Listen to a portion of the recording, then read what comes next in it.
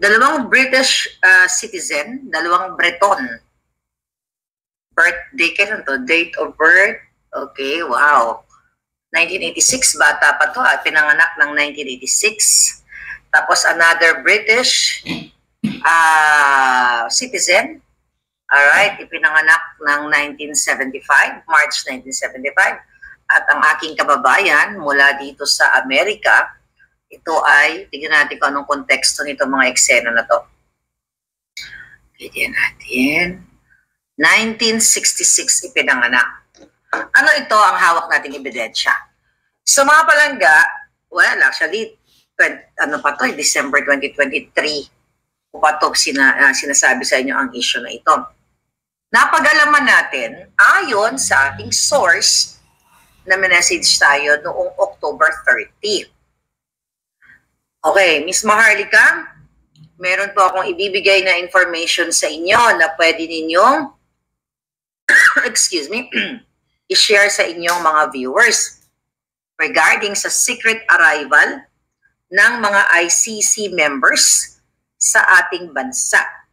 Ito po para liputin, liputin ni Ilonggo. Ilonggo siguro to si Palangga. Para liputin o traidorin ang ating Pangulong Duterte, former President Duterte. Hi, Ma'am Parvina, how are you?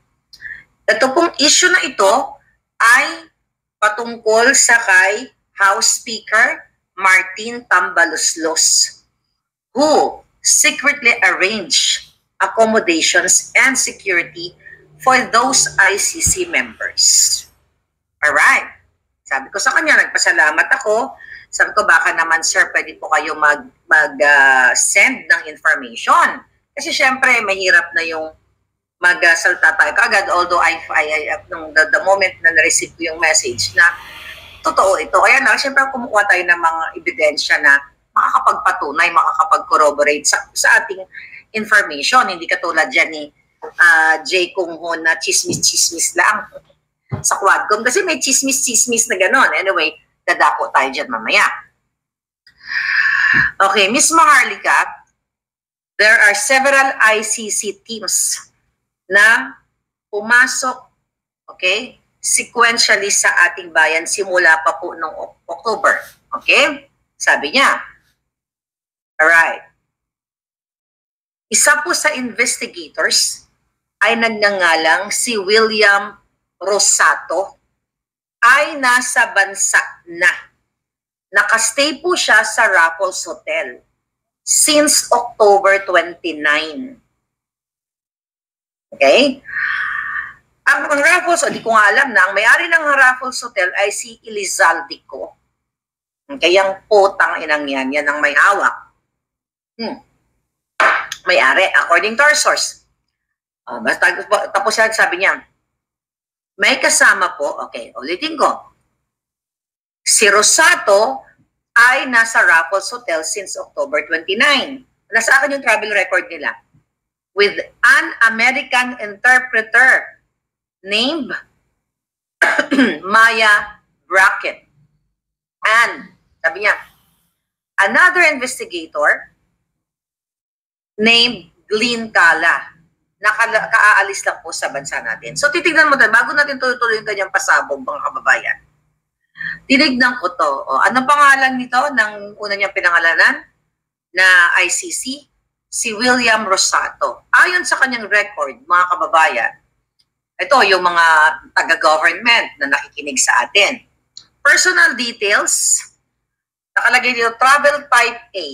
Ano ibig sabihin nito? A, type A personality ba ito?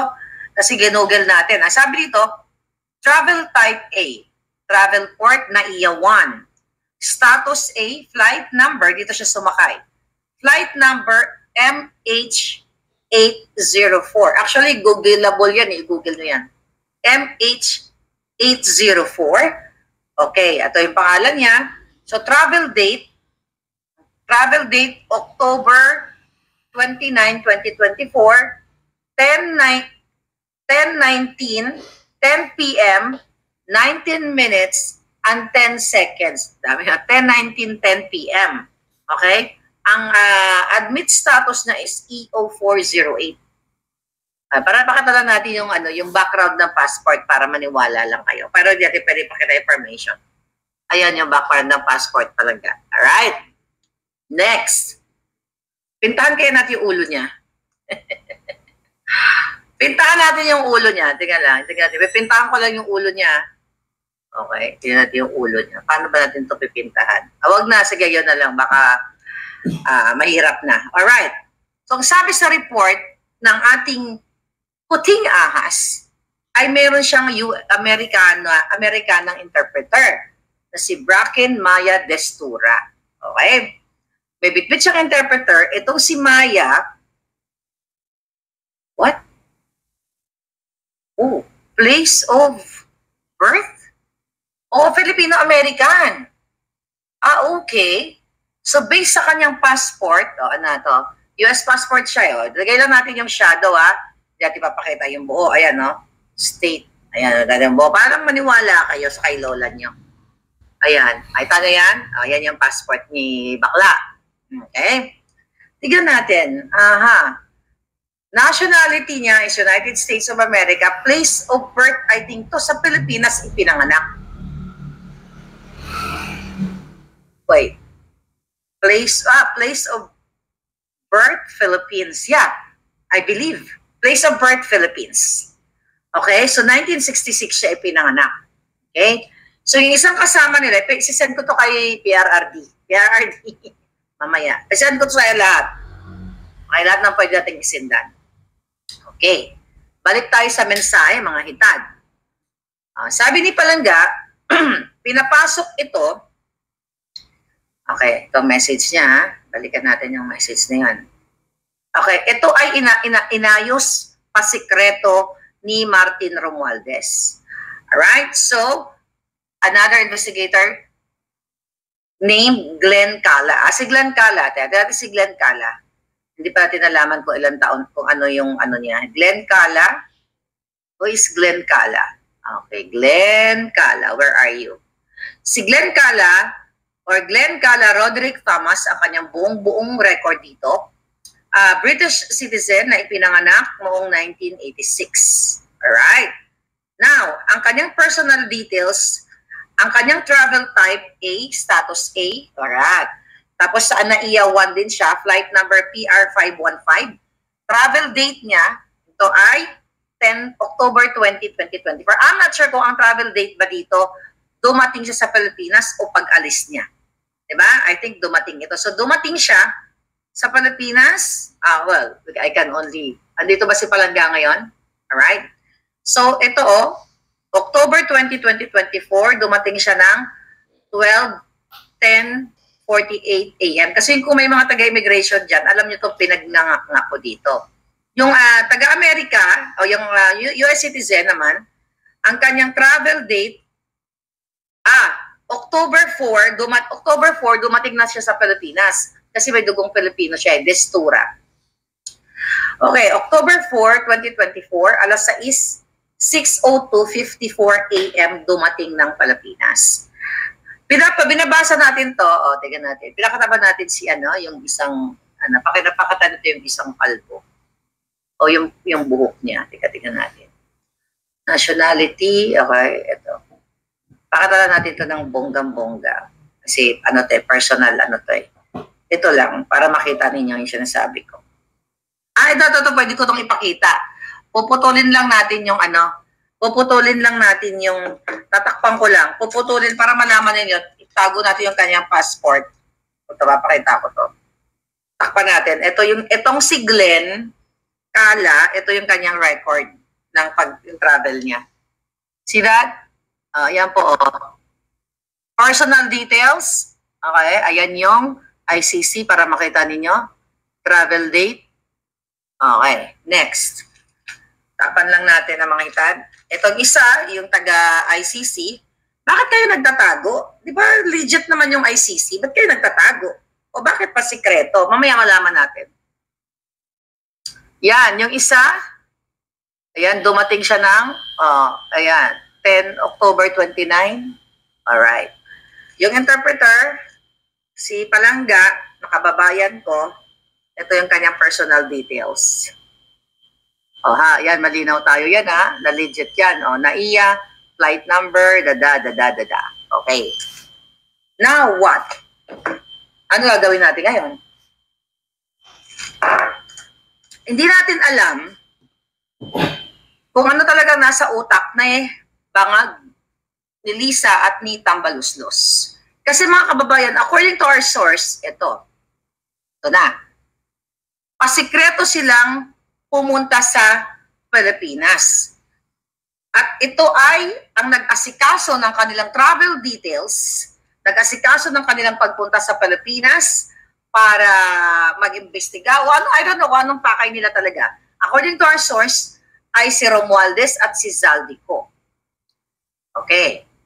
Nung dumating, itong mga members na ito, ay inilagay sila sa 5-star hotel, doon nga sa Raffles, sa pagmamayari daw ito ni Zaldico. Nasa presidential suite sila. And frequently went to high-end hotel, Hotel Midas, for meetings with particular person. In and out sila doon sa kanilang hotel. In Midas, sabi niya, where they use as workplace. So doon sila nag-uopisina doon sa Midas Hotel, according to our source. The hotel reserves several presidential suites, sunset rooms, and additional rooms for transition and breakthroughs. Wait a minute. Okay. For transition and additional room for transition and breaks. Okay. Their accommodation is of highest standard with 5 to 6 securities and 4 drivers standby all day. Pero po ito ng taong bayan. Bakit mayroong 5-6 grabe close-in security at may 4 to 5 driver na naka-standby sa kanila buong araw? Sabi niya pa nga, when the members are free from work, they just hang around and went shopping accompanied by Filipino escort. So may escort pa. And their expenses are all charged to this escort. Yung mga escort na yon, according to our source, mga tao ni Romualdez at ang nag-arrange ay si Romualdez at si Elizaldico. Sabi niya, okay, ma'am, sabi niya, mayroon pa nga pong incident na itong ICC members urinated in the neighborhood of Tambaluslos Villa, which caused neighbors complaints. So sabi niya, may pagkakataon na dinadala ni Martin Romualdez sa kanyang lugar, sa kanyang bahay, at may neighbor na nag-report, siguro nalasing, I don't know, kung sino doon sa 3 na ipinakita natin, hindi naman siguro yung babae, na umihi at ito ay na-report ng kanilang kapitbahay. Ang tawag sa mga ito ay mga VIP. Sarado sila, banday sarado, at ito ay pinagpaplanuhan nila kung paano panagutin for whatever reason, kung paano hilain, kung ano man ang Pangulong Duterte. Meron po, very strict po yung rules nila. Okay? Very strict ang rules nila kasi sabi ko pala sa kanya, baka naman pwede ka ma-videohan mo, sabi ko, or picture. Very strict po yung rules nila using digital devices there. Imposibleng makuha ng video. Bantay sarado po. Talagang may bodyguard. Okay? Bantay sarado sila. Okay? Pero, ito po ay labas-pasok sila sa Midas Hotel. Alright? O, ngayon. Ay, nako. Sabi ito mga palangga, nakakagalit, Miss Maharlika, habang nagsasuffer ang ating mga kababayan sa Bagyong Christine, etong mga ICC members, okay, are feathering their nest, enjoying luxurious accommodations and services. Romualdez invests quite a lot money to serve the ICC team, which let us wonder, are these expenses covered by Martin Romualdez himself, or have they been spending the budget for flood control and relief? So Martin Romualdez owes the public an explanation. Kaya pinapasabi sa atin, So, boljakin nyo yung putang inang Romualdez na yung asangkot yan sa bribery. Bakit, number one, question, bakit itinatago dyan sa hotel, ginahabon nila, yun ang ginahabon, tinatago nila itong mga ICC members na ito. If they are legitimate ICC members, bakit kailangan itago sa hotel? Bakit may mga bodyguard na with high powered, security, arms, whatsoever? And bakit may shopping galore? Kasi kung ang intention mo, mga kababayan, ay mag-investigate or whatsoever, bakit shopping spree? According to our source, labas-pasok shopping spree and charge to the escort.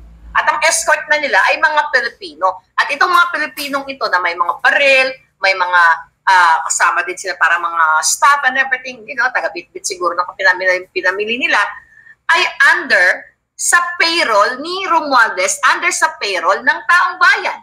Kaya dapat ito yung iniimbestigan dyan sa Quad kung bakit sikretong pinapapasok ng ICC. Actually, hindi na ako nagtataka dyan.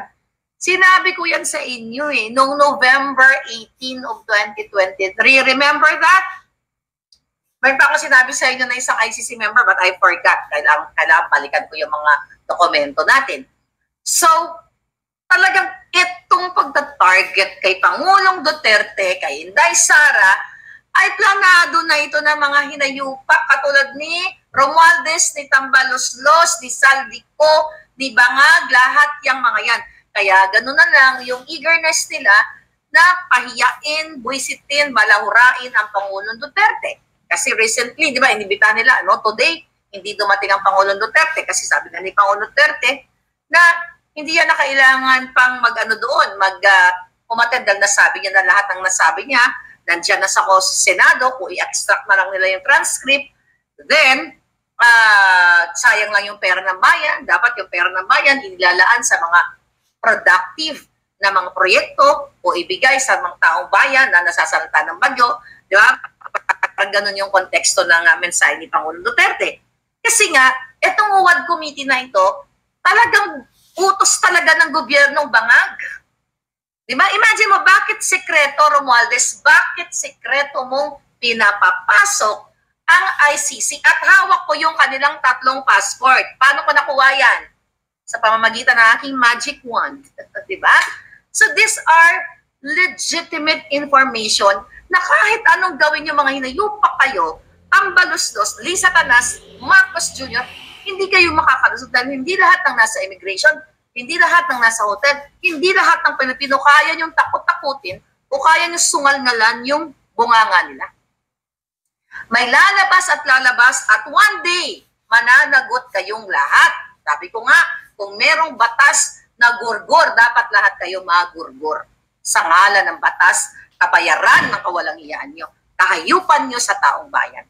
Tama si Palangga. Habang ang mga kapitbahay nyo, mga palanggani nyo ay hirap na hirap, binigyan lang ng 2 pirasong yero ni Bangag na kahit kulungan ng aso ay hindi magkasya. Isang basong, pako, diba? 2 pirasong plywood, diba? Ang mga ICC members ay alagang-alaga, shopping spree with bodyguard, presidential suite. Siyempre, ang nilalapang niyan, bonggang-bongga, at the expense of Filipino people. Kasi kung hindi yan gastos ng taong bayan, bakit sinisekreto ni Romualdez dapat maging proud pa sila ni Saldico? Kasi may kaibigan namin yung ICC, kaibigan namin sila ng bonggang-bonggang accommodation. But again, hindi po pwede yun kasi pag inilabas nila, yung pag pinablik nila, ibig sabihin ng mga palangga, talagang yung kitang-kita, kahit hindi nila ilabas, alam nyo na ang alignment o yung target o yung goal nitong mga putang inang tong Malacanang na mga adictos benedictos ay susugin, pahiyain, ikulong, gurgurin o kung anuman ang mga Duterte. Wala na tayo sa ICC Diba? Taliwas sa sinasabi ni Bangag na hindi tayo babalik sa ICC. Hindi na tayo miyembro dyan. Diba? Hindi na. Bakit sekretong pinapapasok? Although they can come in and out sa bansa. They can have fun, travel, emote, drama, kung ano man ang gawin nila. But not to this extent na pasikreto ng ginagawa ng Speaker of the House. Okay? Speaker ng mga bangag, speaker ng mga kawatan dyan, na itatago, isa-shopping, di guardian, everything.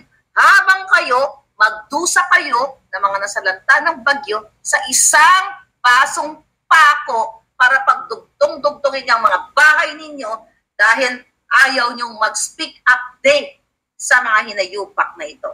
Now what? Grabe, galit na galit ngayon nag-send sa atin. Ay, sabi niya, nakakagalit. Sabi niya, it's infuriating. Okay?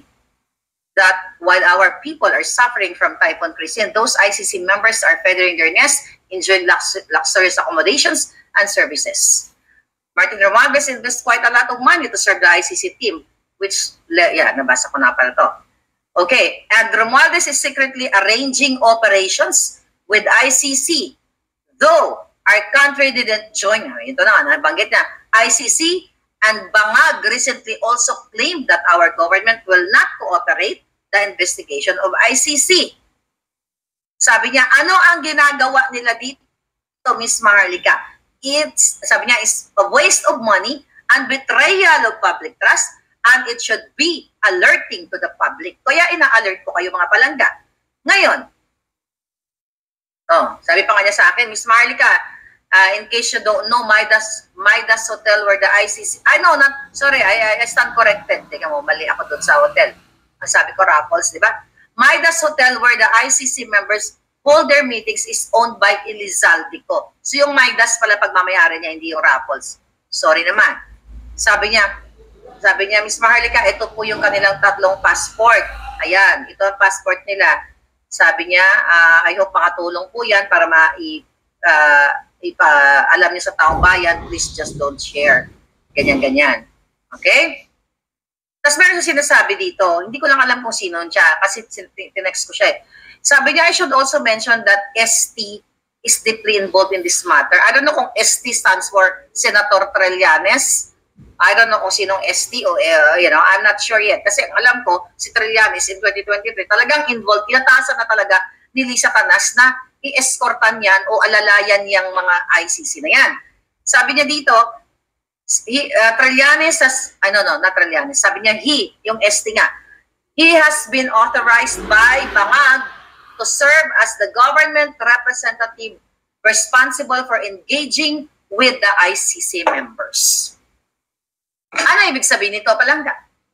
So, ang mga traidor ninyong gobyerno ay, talagang nilalapastangan kayo at talagang malupit ang galit kay PRRD at sa mga Duterte. Sabi ko nga sa inyo, kahit na magalit sila, buwisitin nila ng buwisitin si Pangulong Duterte, well, taliwas, dalang nabubuwisit sila, di ba?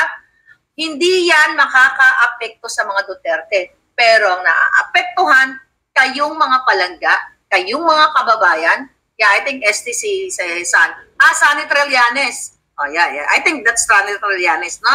ST is Sunny Trillanes. Okay, mag-settle tayo dyan. Pero sabi ko sinong ST, malay ko ba kung sinong ST ngayon. Pero pumasok sa isip ko si Trillanes. Baka may iba pang ST. But ganun pa man, mga palangga, Elia, here you guys are right, I think. So ganun pa man, so eto, gustong ipaalam, feeling ko, itong informante natin, baka nagtatrabaho sa hotel, or baka nasa government, kasi paano nakukuha itong information, baka taga-immigration, kasi hawak natin yung 3 passport, ay email ko nga dyan sa kay Inday Sara. Diba? I don't know, yung mga taga-Inday, mga Inday-Inday dyan, Inday-Inday sa Balitaw, abangan yung email, kakabog ko ito mamaya after natin mag-usap. Okay? So yun, pinapaalarma kayo na binagasusan yung ICC, shopping galore, presidential suites and everything, VIP, travel arrangement, lahat sa ngalan ng what? Pera ng bayan. Kasi bakit ito tinatago?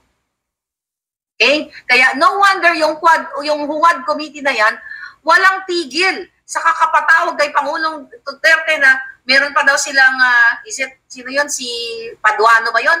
Paduano or si Fernandez na sinasabi nila, mag-inhibit daw sila dyan dahil nasasangkot sila, di ba? Dahil pinangalanan sila ni Colonel Grijaldo. Pero andyan dyan pa rin ang mga ulupong. Sinasabi nila na dapat umatid si Pangulong Duterte kasi meron silang 20,000 questions kay Pangulong Duterte recently sa kanilang hearing. At ito dapat, yun dahil hindi umatid, mag-issue sila ng show cause kay Pangulong o show cause order. At lahat na lang, Duterte, Duterte, Duterte, Duterte, putang ina, Duterte, Duterte, Duterte, ang mga pinagsasabi nila. Ang issue nila, 48 years ago na. Pero ang issue ng lipunan, yung mga nabahaan natin, mga kawawa, mga biktima ng pang-tsutsuk-tsak Chinese dyan, pagdudukot, kahirapan, name it, lahat na araw-araw pinag-usapan natin ng kahirapan, ayaw nilang pag-usapan sa Quadcom kasi the mastermind of all of this kadyutahan ay si Bangag, si Lisa, at si Tambalusos. Yan ang tatlong demonyong yan, yan talaga ang what? Ang punot dulo ng kahirapan ninyo dyan sa Pilipinas. Mga palangga. Okay? Maidas Hotel, alam mo ang gawin ninyo? Okay, gawin ninyo mga taga Maidas Hotel. Pasimple lang kayo. Dapat kasi magtulungan tayo eh. Kayo mga gwardya sa parking, pasimple kayo. Video-video sit natin kay Maharlika. Okay, paglabas, video-video, okay? Kasi, alam nyo to eh, basta nasa presidential suite sila, o yung mga naka-check-in dyan, mga richie-richie. O, baka nandyan kayo ngayon, baka naman or yung mga waiter, o yung mga bartender, o yung mga empleyado ng hotel. Baka naman, di ba, mag-video-video kayo, di naman kayo lahat kayang kontrolin ng mga hayop na yan. Dahil may katapusan lahat ang mga ginagawa nila, mga palangga. Diba? May katapusan lahat to. Lalo na ngayon na presidente na si Trump. Okay? Next year pa pala. Okay? Next year pa next year pa siya mag-inaugural. So ngayon, mga kababayan, eto lahat ng kadyutahan ito ay kabulukan ng Marcos. Yung kanyang chief PNP. Diba? Na si Marbil, kung ano-ano mga pinagsasabi. Na ang pag-addictos, ang mga gumagamit daw ng pulburon katulad ng amo niya ay hindi addict, kundi kailangan lamang gumamit ng mga kung sino mang tarpulano para mag-extend ng oras. Hindi sila addict. Kailangan na nilang magtugong, magsinghot para magising sila o dilat ang kanilang mga mata. My God, palangga. I hope you can do something. Dahil sobra na ang kadyayupan nitong mga hitad na ito. Okay? So it's confirmed na itong si William Rosato ay talagang ICC ICC member siya. Alright. Kahit i-google nyo yan. Temo, gusto mo, sabi ko pa birthday niya eh. Birthday niya. Tingnan natin mga birthday nila. Happy birthday! April 28, si William. Okay? Happy birthday! March 8 pala si William, March 8. Ang April 28 pala si Glenn. Okay? Hindi yun si Attorney Glenn, ha? Okay, si Palangga, yung kababayan ko dito sa Jamaica, yung interpreter, ang birthday niya naman is August 27. Happy birthday sa inyong tatlo. Diba? How man send this passport? I-email ko to. Nakakagalit itong mga hinayupak na to, mga kababayan. Nakakagalit ang gobyerno ninyo. Okay? Dahil ang pakikipagsabuatan nila, mga palangga, ay what? Meron silang agenda. Kasi dapat bukas yan. Lahat ng mga ganyang klase, sino ba tina-target nila? Di ba si PRRD? Si Daysara, si Bato, si Bongo? Oy, Senator Bato, Senator Bongo, ano bang ginagawa ninyo? Iatay, send ko sa inyo to para malaman ninyo. I'm serious. Okay? Kaya ngayon, actually, another issue. Dahil ito mga in-expose natin, na-expose sila, nahuparan sila lahat.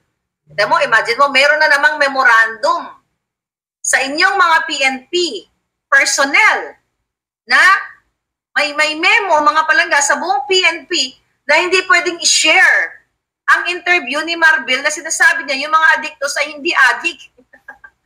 Imagine nyo ito, mga kababayan, may memorandum, talagang hayop to mga to, diktador to the highest level. Remember, nung January this year, di ba? I think that was January 28, sinabayan nila yung Maisog. May memorandum sa lahat ng mga kapulisan na i-share ang event ni Kuting. May memorandum na huwag manood kay Boljakan ang mga police o mga men and women in uniform.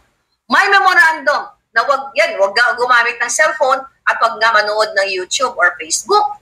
Diba, ganun ka ulul itong gobyerno ninyo. Ganun ka mga bangag. Ito yung impact ng mga addictus benedictus. Ngayon naman, dahil nakikita yung paging bangag ni Marbil, kinukontrol kayo mga polis. Sabi ko nga kayo dyan, mga supot. Nagpatuli na ba kayo mga dodo? Kailan ba kayo magsasalita?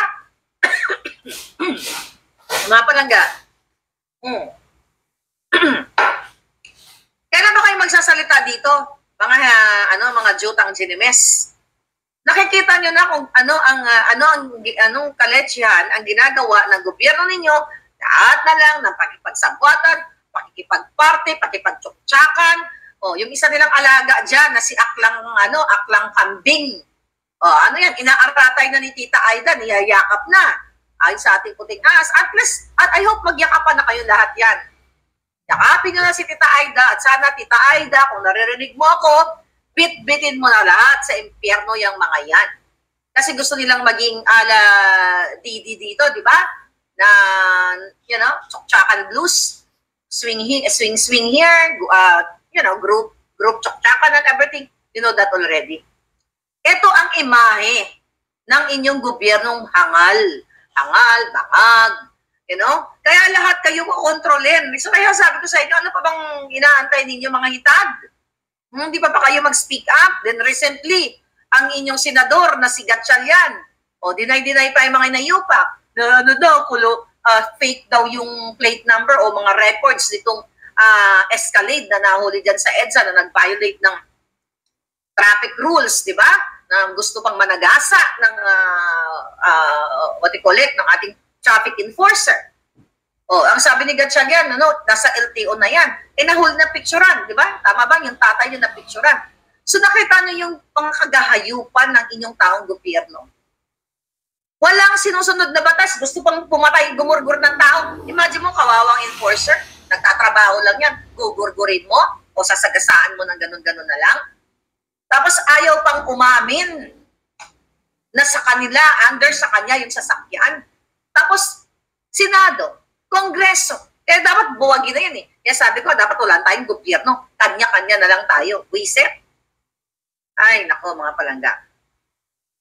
Ang sabi niya, at statement niya, ito pala statement niya. I do not condone the traffic violations committed by the management of Orient Pacific Corporation. As a public servant for 20 years, I have always adhered to following the rules and the laws of our land. Susunod tayo sa batas sa lahat ng pagkakataon. Ito ang ating prinsipyo bilang isang lingkod bayan sa loob ng mahabang panahon. The issue is now with the Land of Transportation Office, and it's the agency responsibility to resolve the matter accordingly. So walang pag-amin. Na-video na yung tatay niyang julul eh. Walang pag-amin. So pilit nilang tinitwist ang batas. Nakita nyo, walang pag-amin. How much more yung mga behind the scenes, yung mga ginagawa ni Lisa Canas. Di ba? Balikan natin yung tungkol sa ICC. Ang sabi ng ating informer, mga kababayan, ay hinatasan ni Bangag si Trillanes. Di ba? Sabi niya, si ST, si Sunny Trillanes, na ito ay talagang involved siya dito at siya yung inauthorize ni Bangag para maging government representative. Bakit maging government representative si Trillanes? Ano ang posisyon niya? Meron ba siyang in-appoint ba siya ni Bangag sa isang posisyon na isinekreto na naman sa taong bayan?